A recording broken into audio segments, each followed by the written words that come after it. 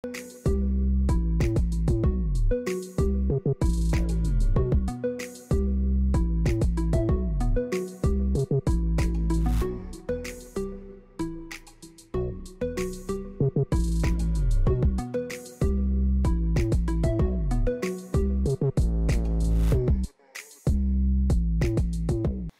Tuesday, March 19. Here is what's making today's news.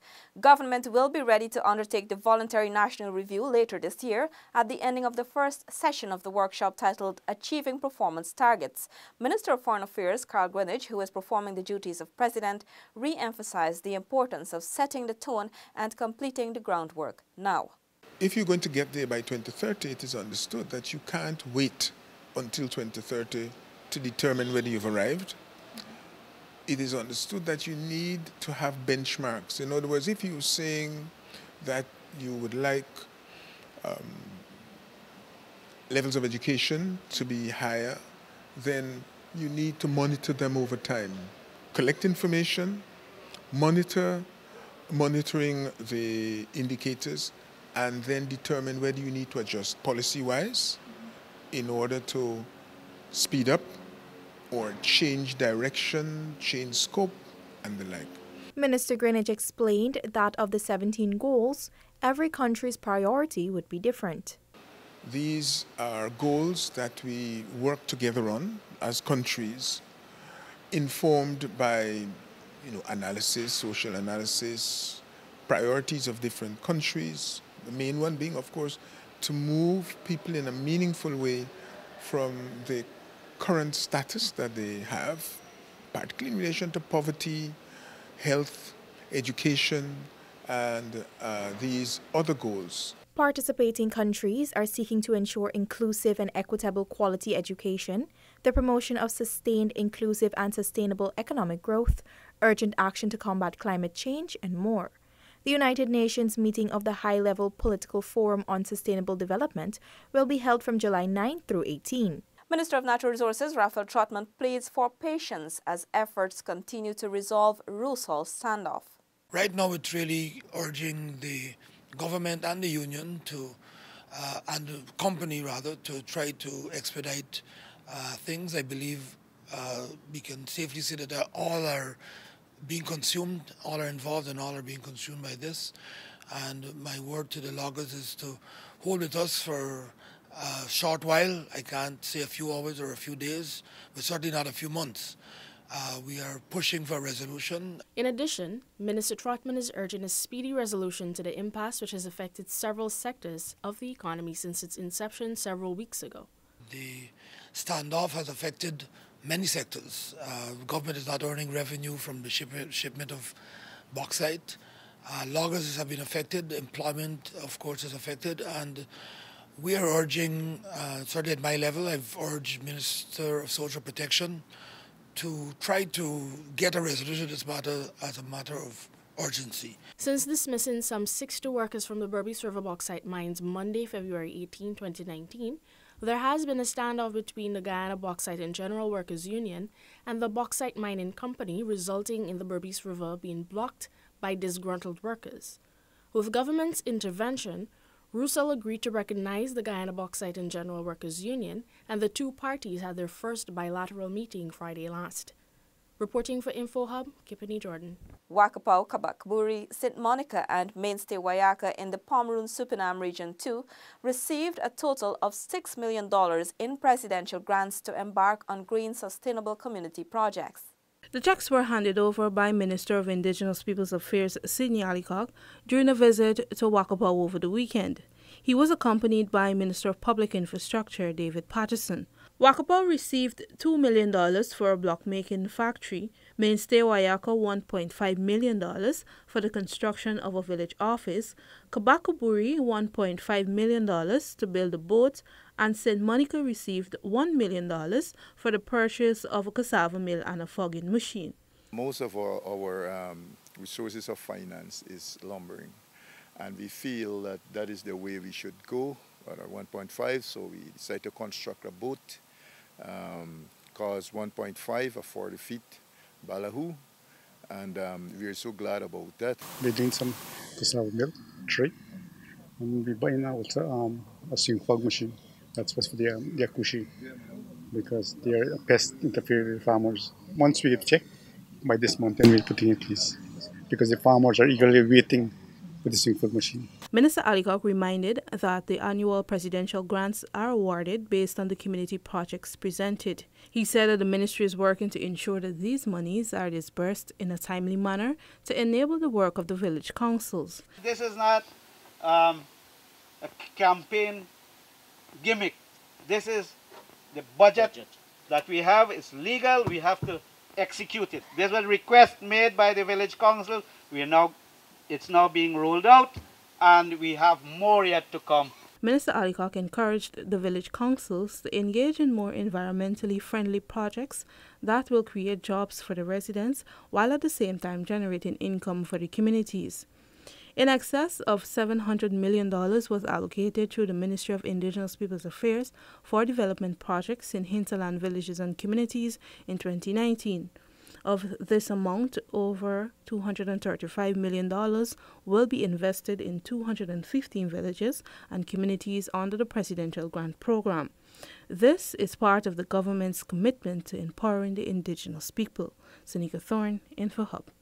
Young girls were today educated on how to protect themselves online through a cybersecurity workshop being facilitated by the National Frequency Management Unit.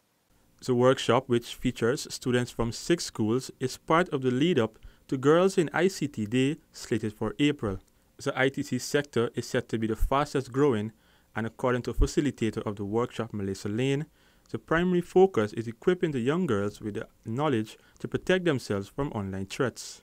We're talking to them about how to protect their privacy online, what to post, what not to post, when to post, which websites are safe, which websites aren't safe, how to recognize ads that may be targeted to steal their information, how they can actually find a balance between spending hours on the screen and finding activities to do in real life that can benefit them from a health perspective. Managing Director of NFMU, Valmiki Singh, spoke about the importance of having girls more involved in the ICT sector. Worldwide, women and girls are very much underrepresented in the information and communications technology sector. That is a big problem because we're actually missing out on almost half of the creativity and innovativeness and the approach to problem solving from half of our population, and that is not something that we can afford to continue any longer. Singh said the ICT sector also provides women with an alternative career option.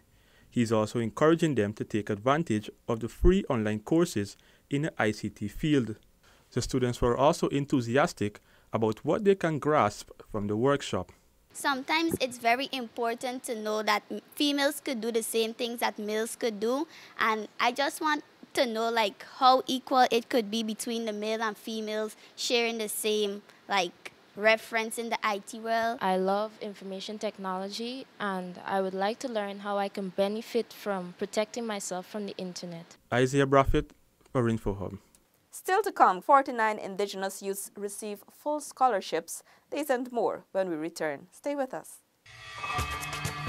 Are you ready to embark on a truly epic adventure to an undiscovered corner of South America, where some of the most spectacular natural attractions are unveiled within a beautifully diverse landscape? From the wetlands and savannas to the ancient mountains, magnificent waterways and lush enriching rainforest would provide a vast playground for some of the most exotic and breathtaking creatures on the planet, including many of the world's giant species. This untouched land of mystery and wonder serves up an exclusive experience for travelers. So are you ready for a new, awe-inspiring adventure? Welcome back to nature. Welcome to Guyana.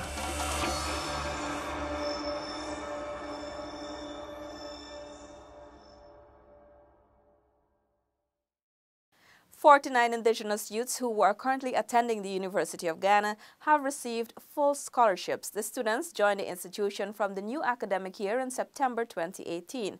Minister of Indigenous Peoples Affairs Sidney Alicock said the grants were facilitated through a collaboration between his ministry and the Public Service Department. According to Minister Alicock, the students will be housed at the soon-to-be commissioned $186 million Hinterland Student Dormitory located in Liliendal. Students of Akawini Region 2 will now find it easier traveling to school following the donation of a new boat engine and essential boat supplies to assist in transporting them daily. Minister of Social Cohesion Dr. George Norton made the timely donation. More than 50 students from the village of Akawini will now find it easier traveling to and from school.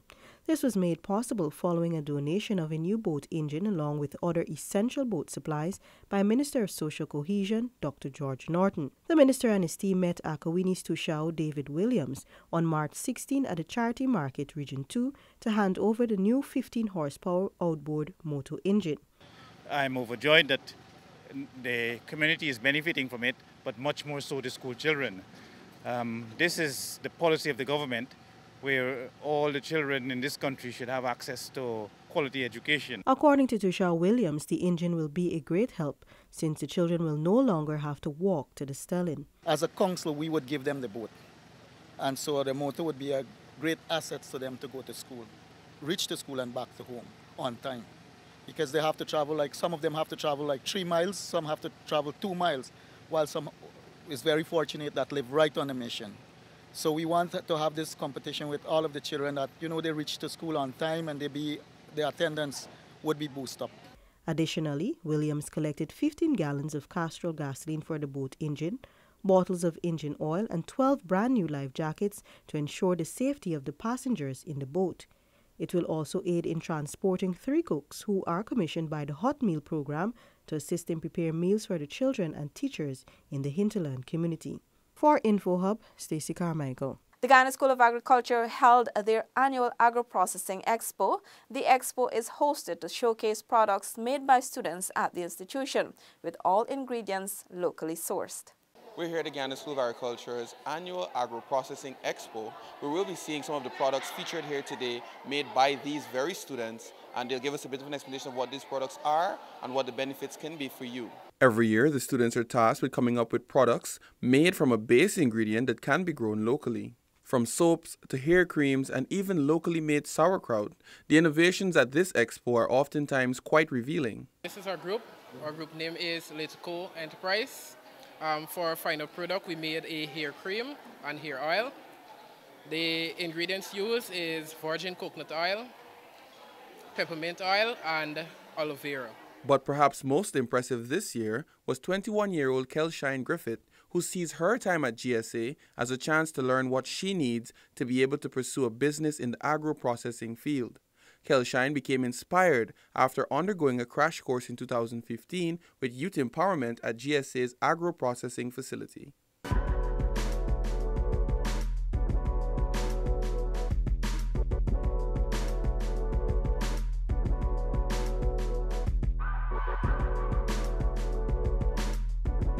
Here today I'm having a sweet potato cake mix made from sweet potato flour. Well, we know about the Betty Cracker, the instant sweet potato cake, the instant cake mix, right? But today, I have here the sweet potato instant cake mix, which is made from sweet potato flour. And here we have it, folks. I made sure to pick up my favorite product, which is the soft cheese made from authentic cow's milk from right here at GSA's livestock farm. I am Nikosi Bruce reporting from GSA's Agro-Processing Expo, joined by videographer Juan Jordan.